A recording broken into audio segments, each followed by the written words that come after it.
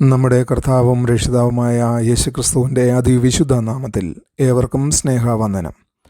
2 ശമൂവേലിലൂടെ നാം നടത്തുന്ന കാലക്രമാനുസൃത ബൈബിൾ വായനയുടെ യാത്രയിൽ ഇന്ന് നാം വീണ്ടും ഒരിക്കൽ കൂടി സങ്കീർത്തന പുസ്തകത്തിലേക്ക് ഒരു ഇടവേള എടുക്കുകയാണ്. ഈ ഇടവേള യാദൃച്ഛികമല്ല, ആത്മീയമായി വളരെയധികം പ്രാധാന്യമുള്ളതാണ്. 2 ശമൂവേൽ ദാവീദിൻ്റെ രാജ്യത്തിൻ്റെ ബാഹ്യ ചരിത്രം രേഖപ്പെടുത്തുന്നു എന്നുള്ളത് ഇതിനോടകം നാം മനസ്സിലാക്കി. അവൻ്റെ വിജയങ്ങളും യുദ്ധങ്ങളും രാഷ്ട്രീയ നേതൃത്വവും ഇസ്രായേൽ ശക്തമായ ഒരു ജനതയായി സ്ഥാപിതമായത് എന്നിവയാണ് അവിടെ നമുക്ക് കാണുവാൻ കഴിയുന്നത്. എന്നാൽ സങ്കീർത്തനങ്ങൾ 102 മുതൽ 104 വരെ വിശ്വാസത്തിൻ്റെ ആന്തരിക ലോകത്തെ നമുക്ക് തുറന്നു കാട്ടുന്നു. ചരിത്രം പറയാൻ കഴിയാത്തത് ഇവ പറയുന്നു. കഷ്ടപ്പെടുന്നവൻ്റെ നിലവിളിയും വീണ്ടെടുപ്പിൻ്റെ സ്തുതിഗീതവും സൃഷ്ടാവിനോടുള്ള ആരാധനയും ഇവയിൽ മുഴങ്ങുന്നു. ചരിത്ര പുസ്തകങ്ങൾ എന്ത് സംഭവിച്ചു എന്ന് പറയുന്നു. സങ്കീർത്തനങ്ങൾ അത് സംഭവിച്ചുകൊണ്ടിരുന്നപ്പോൾ ദൈവജനത്തിൻ്റെ ഹൃദയത്തിൽ എന്താണ് നടന്നത് എന്ന് വെളിപ്പെടുത്തുന്നു. ഈ 3 സങ്കീർത്തനങ്ങൾ നമ്മെ അത്ഭുതകരമായ ഒരു ആത്മീയ തീർത്ഥയാത്രയിലേക്ക് നയിക്കുന്നു. അവ കഷ്ടതയുടെ താഴ്വരയിൽ ആരംഭിച്ച് നന്ദിയുടെ മലമുകളിലേക്ക് ഉയരുകയും ഒടുവിൽ ദൈവത്തിൻ്റെ മഹത്വത്തിലേക്ക് നമ്മുടെ കണ്ണുകളെ ഉയർത്തുകയും ചെയ്യുന്നു. അവ നമ്മെ തകർച്ചയിൽ നിന്ന് അനുഗ്രഹത്തിലേക്കും അനുഗ്രഹത്തിൽ നിന്ന് ദൈവമഹത്വത്തിൻ്റെ ദർശനത്തിലേക്കും നയിക്കുന്നു. അതുതന്നെയാണ് ഓരോ വിശ്വാസിയുടെയും ആത്മീയ യാത്ര. സങ്കീർത്തനം 102 ഇങ്ങനെ ആരംഭിക്കുന്നു: കഷ്ടത അനുഭവിക്കുന്നവൻ തളർന്നിരിക്കുമ്പോൾ യഹോവയുടെ സന്നിധിയിൽ തൻ്റെ സങ്കടം പകരുന്ന പ്രാർത്ഥന. എത്ര ആശ്വാസകരമായ ഒരു ആമുഖമാണ് നമുക്കിവിടെ കാണുവാൻ കഴിയുന്നത്. ദൈവം തൻ്റെ വചനത്തിൽ വിജയഗീതങ്ങൾ മാത്രമല്ല, തകർന്ന ഹൃദയങ്ങളുടെ പ്രാർത്ഥനകളും സംരക്ഷിച്ചിരിക്കുന്നു. ഈ സങ്കീർത്തനക്കാരൻ ശക്തനാണെന്ന് നടിക്കുന്നില്ല. ഭക്തിയുടെ മുഖംമൂടിക്ക് പിന്നിൽ തൻ്റെ വേദന മറച്ചു വയ്ക്കുന്നുമില്ല. പകരം തൻ്റെ ഹൃദയം മുഴുവൻ ദൈവസന്നിധിയിൽ തുറന്നു വയ്ക്കുന്നു. ഉറക്കമില്ലാത്ത രാത്രികൾ, ക്ഷയിച്ച ശക്തി, ഏകാന്തത, നിന്ന, പുകയും പോലെ അപ്രത്യക്ഷമാകുന്ന ജീവിതം, ഇതെല്ലാം അവൻ തുറന്നു പറയുന്നു. എല്ലാവരാലും ഉപേക്ഷിക്കപ്പെട്ട് മേൽക്കൂരയിൽ ഒറ്റയ്ക്കായിരിക്കുന്ന ഒരു പക്ഷിയോട് അവൻ സ്വയം ഉപമിക്കുന്നു. ഇത് ഇന്നത്തെ തലമുറയ്ക്ക് എത്ര പ്രസക്തമാണ്. പൊതുസ്ഥലങ്ങളിൽ പുഞ്ചിരിക്കുന്നവരിൽ പലരും ഉള്ളിൽ നിശബ്ദമായി തകർന്നുകൊണ്ടിരിക്കുന്നു.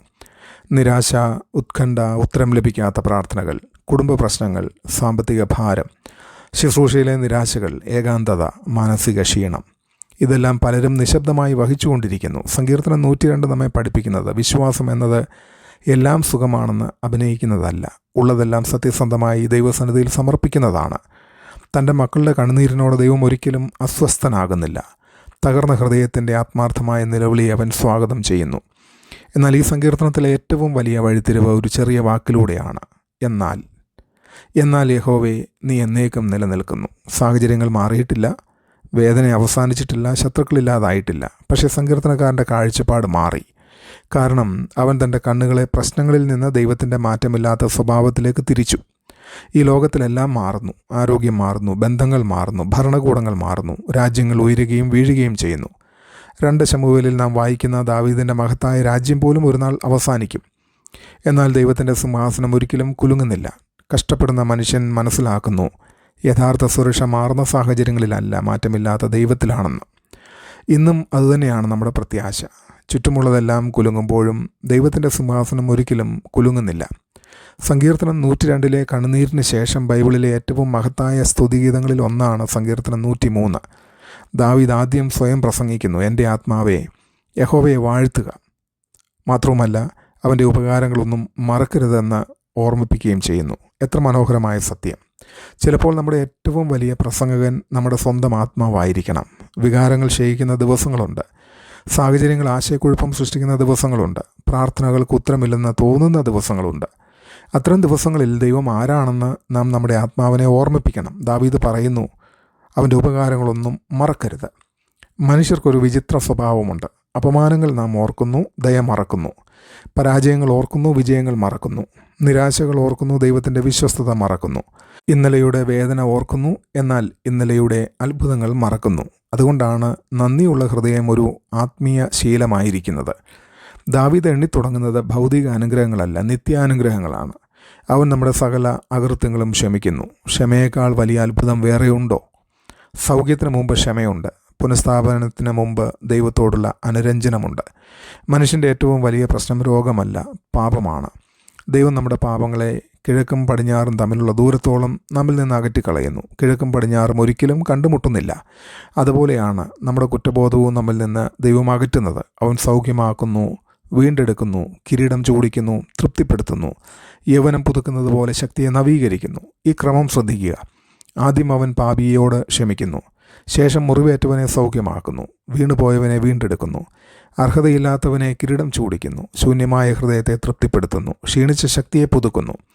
ദൈവത്തിൻ്റെ രക്ഷാകൃപയുടെ എത്ര മനോഹരമായ ചിത്രം! പിന്നീട് ദാവീദ് ദൈവഹൃദയം വെളിപ്പെടുത്തുന്നു. യഹോവ കരുണയും കൃപയും നിറഞ്ഞവൻ, കോപിക്കുവാൻ താമസിക്കുന്നവനും മഹാദയയുള്ളവനുമായ ഒരു ദൈവത്തെക്കുറിച്ച്. ഇത് ദൈവം ചെയ്യുന്ന പ്രവൃത്തികളുടെ വിവരണം മാത്രമല്ല, ഇത് ദൈവഹൃദയത്തിൻ്റെ വെളിപ്പാടാണ്. നാം അർഹിക്കുന്നതനുസരിച്ചല്ല ദൈവം നമ്മോട് ഇടപെടുന്നത്, തൻ്റെ കരുണയനുസരിച്ചാണ്. നീതി മാത്രം പ്രവർത്തിച്ചിരുന്നെങ്കിൽ നമ്മളിൽ ഒരാളും നിലനിൽക്കുമായിരുന്നില്ല. എന്നാൽ കരുണ വിജയിക്കുന്നു. പിന്നീട് ദാവീദ് മനുഷ്യജീവിതത്തിൻ്റെ ക്ഷണികതയെ ഓർമ്മിപ്പിക്കുന്നു. നാം പുല്ലുപോലെയാണ്. ഇന്ന് വിരിയുന്ന പൂവ് നാളെ വാടിപ്പോകുന്നു. നമ്മുടെ നേട്ടങ്ങൾ മങ്ങിപ്പോകുന്നു, സൗന്ദര്യം മങ്ങുന്നു. ശക്തരായ രാജാക്കന്മാർ പോലും ഒടുവിൽ പൊടിയായിത്തീരുന്നു. എന്നാൽ ഒരിക്കലും മങ്ങാത്ത ഒന്നുണ്ട്: യഹോവയുടെ ദയ ഇന്നു മുതൽ എന്നേക്കും. ഇത് 2 ശമൂവേലുമായി എത്ര മനോഹരമായി യോജിക്കുന്നു. ദാവീദ് ഇസ്രായേലിൻ്റെ കിരീടം ധരിച്ചിരുന്നുവെങ്കിലും തൻ്റെ ഏറ്റവും വലിയ സമ്പത്ത് സിംഹാസനമല്ലെന്ന് അവൻ അറിഞ്ഞിരുന്നു. അത് ദൈവത്തിൻ്റെ കരുണയാണ്. കരുണയില്ലാത്ത കിരീടം അഹങ്കാരം സൃഷ്ടിക്കും, കരുണ ആരാധനയെ ജനിപ്പിക്കും. സങ്കീർത്തനം 102 ഉള്ളിലേക്ക് നോക്കുകയും സങ്കീർത്തനം 103 പിന്നിലേക്ക് തിരിഞ്ഞ് നന്ദിയോടെ ഓർക്കുകയും ചെയ്യുന്നുവെങ്കിൽ സങ്കീർത്തനം 104 നമ്മുടെ കണ്ണുകളെ മുകളിലേക്ക് ഉയർത്തുന്നു. സൃഷ്ടാവും സർവ്വപ്രപഞ്ചത്തിൻ്റെ പരിപാലകനുമായ ദൈവത്തെ മഹത്വപ്പെടുത്തുന്ന ഏറ്റവും മനോഹരമായ സ്തുതിഗീതങ്ങളിൽ ഒന്നാണിത്. സങ്കീർത്തനക്കാരൻ സൃഷ്ടിയിലൂടെ നടക്കുന്നത് ഒരു മഹത്തായ ദേവാലയത്തിലൂടെ നടക്കുന്നത് പോലെയാണ്. ആകാശം ദൈവത്തിൻ്റെ മഹത്വം പ്രഖ്യാപിക്കുന്നു. മേഘങ്ങൾ അവൻ്റെ രഥമാകുന്നു, കാറ്റുകൾ അവൻ്റെ ദൂതന്മാരാകുന്നു, പർവ്വതങ്ങൾ അവൻ സ്ഥാപിച്ചതുകൊണ്ട് നിലകൊള്ളുന്നത്. സമുദ്രങ്ങൾ അവൻ കൽപ്പിച്ച അതിരുകൾ കടക്കുന്നില്ല. അവൻ അയക്കുന്നത് കൊണ്ടാണ് തോടുകൾ ഒഴുകുന്നത്. അവൻ പോറ്റുന്നത് കൊണ്ടാണ് പക്ഷികൾ പാടുന്നത്. അവൻ ആഹാരം നൽകുന്നത് കൊണ്ടാണ് സിംഹങ്ങൾ ഗർജിക്കുന്നത്. ചന്ദ്രൻ കാലങ്ങളെ അടയാളപ്പെടുത്തുന്നു. സൂര്യൻ എപ്പോൾ ഉദിക്കണമെന്നും അസ്തമിക്കണമെന്നും കൃത്യമായി അറിയുന്നു. അതായത് സൃഷ്ടിയിൽ യാദൃശ്ചികമായി ഒന്നും സംഭവിക്കുന്നില്ല. എല്ലാം ദൈവത്തിൻ്റെ ജ്ഞാനപൂർണമായ ക്രമീകരണത്തിലാണ്. ഈ പ്രപഞ്ചം യാദൃശ്ചികമായി മുന്നോട്ട് പോകുന്നില്ല. ഓരോ നിമിഷവും ദൈവത്തിൻ്റെ കരങ്ങളാൽ അത് പരിപാലിക്കപ്പെടുന്നു. ഒന്ന് ചിന്തിച്ചു നോക്കുക. ഇന്ന് നിങ്ങൾ എടുക്കുന്ന ഓരോ ശ്വാസവും ദൈവത്തിൽ നിന്ന് കടം വാങ്ങിയതാണ്. ഓരോ സൂര്യോദയവും അവൻ്റെ വിശ്വസ്തതയ്ക്ക് സാക്ഷിയാണ്. ഓരോ മഴത്തുള്ളിയും അവൻ്റെ ഔദാര്യത്തിൻ്റെ പ്രകടനമാണ്. ഓരോ ഋതുവും സൃഷ്ടിയോടുള്ള അവൻ്റെ നിയമം ഇന്നും നിലനിൽക്കുന്നു എന്ന് പ്രഖ്യാപിക്കുന്നു. എത്ര ആശ്വാസകരമായ സത്യം! ആകാശഗംഗകളെ നിയന്ത്രിക്കുന്ന ദൈവം നമ്മുടെ ജീവിതവും നിയന്ത്രിക്കുന്നു. അവൻ കുരുവികളെ പരിപാലിക്കുന്നുവെങ്കിൽ തൻ്റെ രക്തത്താൽ വീണ്ടെടുത്ത ദൈവജനത്തെ എങ്ങനെ മറക്കും? സങ്കീർത്തനം സന്തോഷകരമായ ആരാധനയിൽ അവസാനിക്കുന്നു. ഞാൻ ജീവപര്യന്തം യഹോവയ്ക്ക് പാടും. ദൈവത്തിൻ്റെ മഹത്വം യഥാർത്ഥത്തിൽ കണ്ടാൽ ഉണ്ടാകുന്ന സ്വാഭാവിക പ്രതികരണം ആരാധനയാണ്. ഈ സങ്കീർത്തനങ്ങൾ നാം വായിച്ചുകൊണ്ടിരിക്കുന്ന 2 ശമൂവേലിൻ്റെ ചരിത്രത്തെ അത്ഭുതകരമായി പൂർണ്ണമാക്കുന്നു. 2 ശമൂവേലിൽ ദാവീദിൻ്റെ രാജ്യം അഭിവൃദ്ധി പ്രാപിക്കുകയാണ്. ശത്രുക്കൾ തോൽക്കുന്നു, യെരൂശലേം സ്ഥാപിക്കപ്പെടുന്നു, ജനം സമാധാനവും വിജയവും അനുഭവിക്കുന്നു.